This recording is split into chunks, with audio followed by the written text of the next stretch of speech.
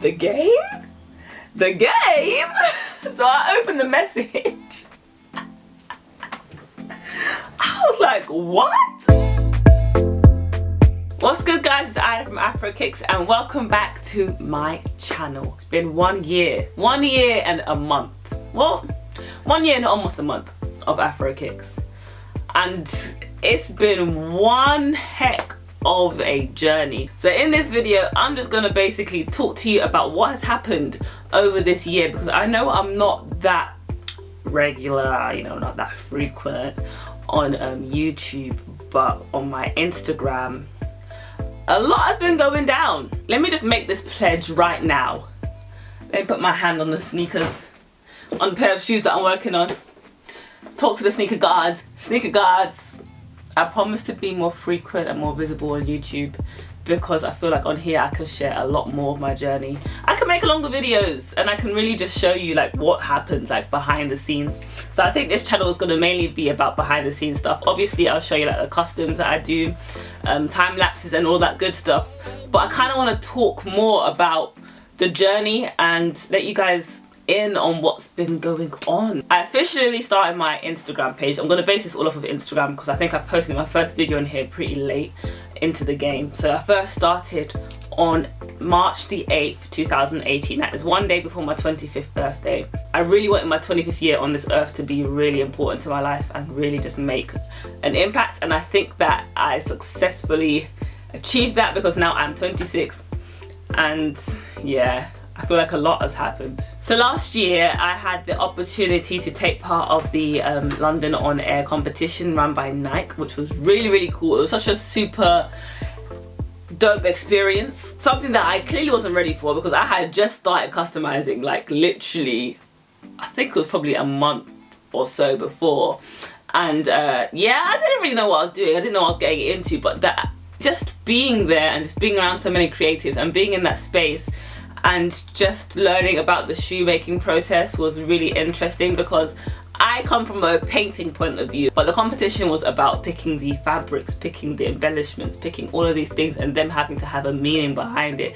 And it's not the kind of angle that I was used to coming at. Well, I was doing it for like 2 months before I went. It was just a really good learning experience, and it was really dope to just be in that area and that environment and to get some goodies from Nike, which was super cool. One thing that I've learnt, because I've been on social media for a while, like this is not my first channel that I've had, not my first Instagram, this is not my first thing, this is like my third. So I know about the social media game, and I know that a lot of these opportunities that come to people aren't because they're just sitting there and posting, it's because they're reaching out to people as well. So the first person that I really was able to meet was the Lord Mayor of Sheffield, because I sent him an email saying how amazing I thought he was. If you guys haven't seen that video, I will put it up here, but watch it because it's really cool. Basically he is the Lord Mayor of Sheffield, and he's a Somali immigrant. So I think he came here maybe in his childhood, I believe, maybe about 9ish. I'm making that up. I'm sure it's on his Wikipedia page, but for some reason I'm thinking 9. He came to the UK, lived in Sheffield, and basically became the Lord Mayor. And he is so like proud to the people that I was just captured. I was just like amazed by him, so I wanted to make him a pair of Docs because that's what he wears. He posts all these really dope pictures, so I wanted to make him a pair of Doc Martens, and I did. Me and my boyfriend went down to Sheffield and we met him, and he gave us this amazing tour of the town hall, and he got us to dress up in his outfits and took pictures, and he loved the shoes, and then eventually he bought a pair from me as well to customize. So that was really dope. That was probably one of my biggest like wow moments of that, just seeing where I could get myself, just like by putting myself out there, being shameless, like do you boo, just like Shameless Mama says. The next thing I want to talk about is my Facebook Live with POSCA Pens. So I was hit up by POSCA, which I didn't actually know that much of beforehand.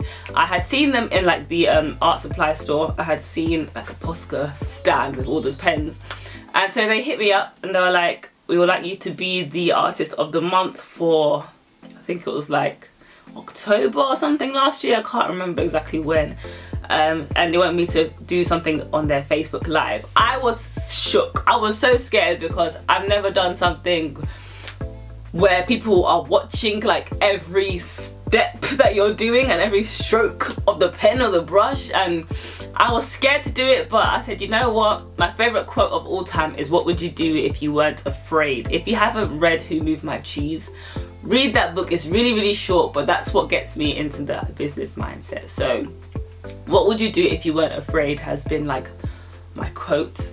So I was like, yeah, let's do this. So I went down to their offices. I was sick on that day, and I have got a vlog of that as well, so if you haven't seen it, watch up here. And yeah, we did a Facebook Live, and I customized a pair of Air Forces. I did like my Biggie inspired customs, because they were the kind of the ones that I could get done in the time frame and all of that, because Facebook Live actually runs for 4 hours. So I did that for pretty much the whole 4 hours.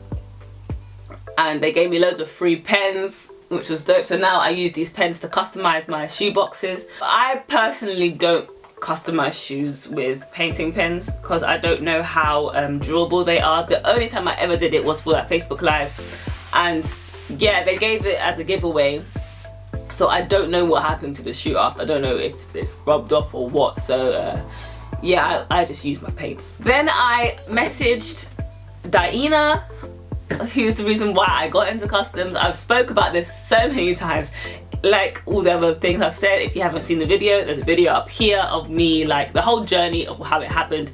But basically I messaged her on Instagram, and then it became a thing where she came back to me, she gave me the shoes. I posted a bit of it on my socials, and she posted on her socials. It was kind of just like back and forth kind of thing. And then finally ended up with this dope end product when I customized the shoebox as well. Yeah, it was really cool, and that is something that I'm super grateful for, because she really just posted me on her social medias, posted me on her YouTube, and it gave me a lot of following. Even the first ever time she posted me, it was just like a screenshot of our conversation, and she posted that on her Instagram page, and I got followers from that, and I got an order from that as well. So yeah, she supported me a lot, and I'm super grateful for that. I also customized a pair of slides, gender reveal slides for the Locos. If you guys don't know about Carl and Cassandra Loco, they have a channel called Locked In. They recently had a baby boy, so I messaged Cassandra, because I could see she was always wearing sliders while she was pregnant, and I was like, I'd really like to make you a pair, like even for the gender reveal. She's like, yeah, that'd be really good. I don't know what we're having yet, but one of my best friends knows, so you can ask her. And I was like, rah, she really trusts me to keep this a secret. So I created them. They had a baby boy, so I created these like Prince Loco slides with like their face on it and that kind of thing, and it's like arriving July 2018, but the baby ended up coming like a month earlier, so yeah. Okay, so now it's more like being featured. So I was featured, I mean, on Instagram my stuff is shared all the time, even by people not even crediting me. So I know there's loads more pictures on there. People steal your stuff in this custom game and then try to pass it off as their own, which is so annoying. But at the same time, you're like, okay, but try and recreate it. I know you can't recreate what I've made, so you're just scamming people out there, and I can't do anything about it. I feel bad for the customers, but the people that do that are just trash. I was featured on a blog post for the Crep Currency, which was really sick. They interviewed me. So I did that, and they've got like a whole article up on their website. I'll put all these links below. I was also not really featured, but mentioned on a podcast called the Blank Canvas Podcast. Shout out to my good friend Mina West. She basically spoke about me on there, and I've got it all on my Instagram highlights. I think it's in the mention section if I'm correct. Yeah, that was really sick. Also, I got a lot of people from uni asking me to be part of their projects, like currently working on a final year project, or someone filming me and like interviewing me and that kind of thing. I've also had like a phone interview for somebody for their magazine. Yeah, I feel like I'm just inspiring the youth, which is always what I've wanted to do. I did a workshop. I went to a local sixth form college, which is basically like, I think they're 16 to 19 year olds. I went there for their work experience week, and I ran a couple of workshops. They marketed it as the building a brand or something like that. So I was just basically telling them how I built Afro Kickz and I just brought some shoes with me and I gave them the shoes to look at. And it really touched me because at the end of each workshop they had like feedback sheets to fill in, and the comments that I saw was so touching. I didn't get to see every single comment, but the last one I did, I saw those comments, and it was stuff like, it's good to see someone looking like us running their own business, and things like, it's nice to know that you don't have to go to uni and get a degree to be a business person. And they were just talking about how inspiring it was, especially someone from that area, because it is local. Like, I'm from North London, I'm from Tottenham, an area where there isn't that many positive role models that you see a lot of. So being in this area, I felt like going to that sixth form was probably the best option for me, because I've been thinking of doing workshops where I go to schools and do like actual customization workshops, where I go in there, teach them how to customize, and by the end of it they have a shoe that they've customized. So I want to do those, but I think that one was such a nice way to start. And especially because I used to work in a school. I used to work with 14 to 19 year olds when I was like back when I was 21, 22.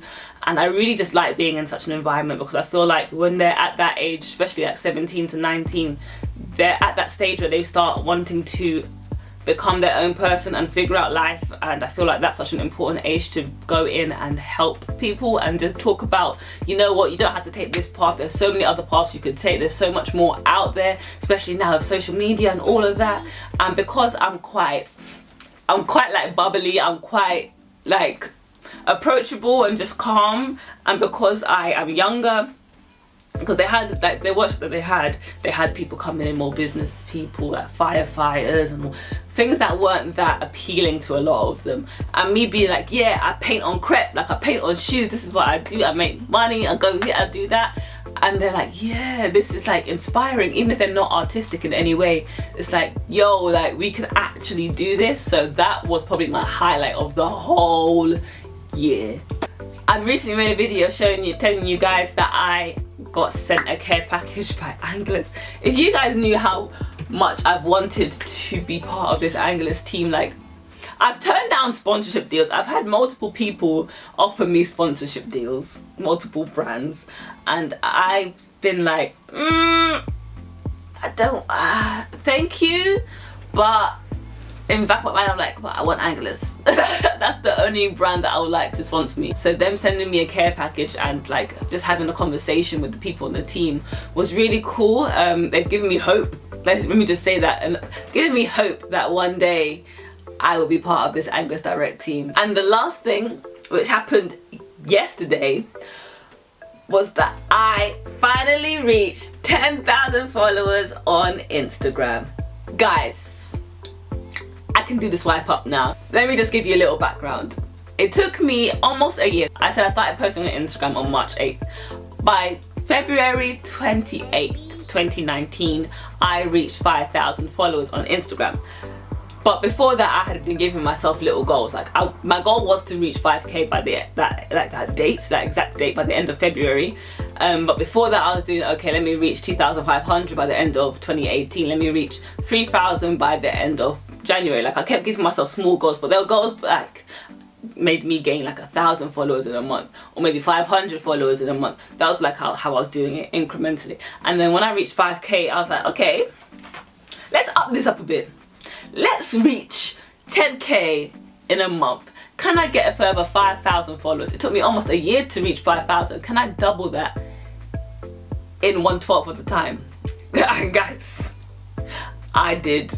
I actually, oh my gosh, I like to say I can't believe it, but I can believe it, because the law of attraction is so real to me. I made this goal and I posted it on my Instagram page. I said to myself, Ida, if you want to be held accountable for this, post it out on your Insta story. Let people know that you're hoping to achieve this, and when it actually happens, you can, you know, share it as a memory and then be like, yes, I made it. And guess what, guys? I made it. Yesterday, the last day of March, like I had predicted, and I'm forever grateful for it. Now that I can swipe up, that's the biggest thing that I was waiting for. So now I'm just like, okay, I'm content. I don't want to be like, okay, let's make 20k by the end of this or whatever. Now, because I had that swipe up features, and I don't really think there are any like more benefits that come with the actual Instagram app, the more followers you have. maybe verified. That's what. Ooh. Should I aim for verified next? Not yet. Let me just wait a bit. So that happened. Hella excited about that. And oh my gosh. Forgot to mention this one last thing. This happened maybe a couple of weeks ago. I was just on my Instagram. I was painting, doing an order in my pajamas with my satin bonnet cap on, and I go to check my Instagram requests, like message requests, and I see a verified tick. I say, who? What? So I open it and I see Los Angeles Confidential. I say, this name, I know this name because I have multiple Instagram accounts and I follow this name on another Instagram account that I have. I said, the game? The game? So I opened the message. I was like, what?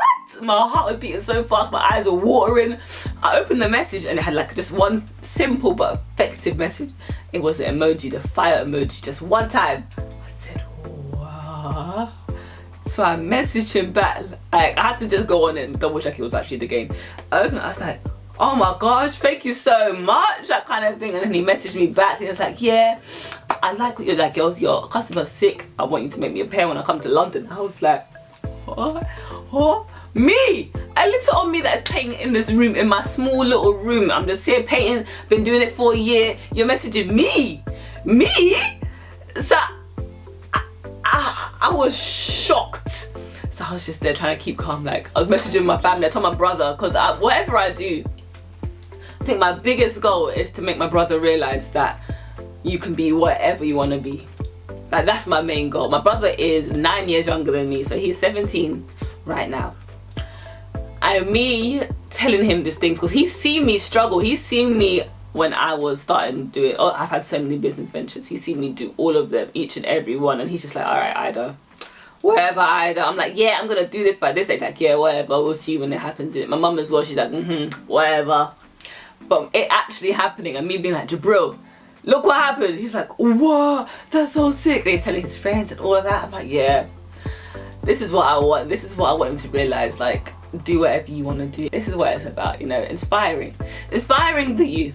So that was probably one of the most exciting, my second most exciting thing that's happened. I think mainly because of my brother's reaction. Yeah, so when I finally meet the game, you guys will be seeing footage of that. Thank you guys for supporting me on my 1 year journey on Afro Kickz. I cannot wait to see what happens next year. Oh, things are happening finally and I'm so happy. Thank you guys for supporting me and I'll see you guys next time.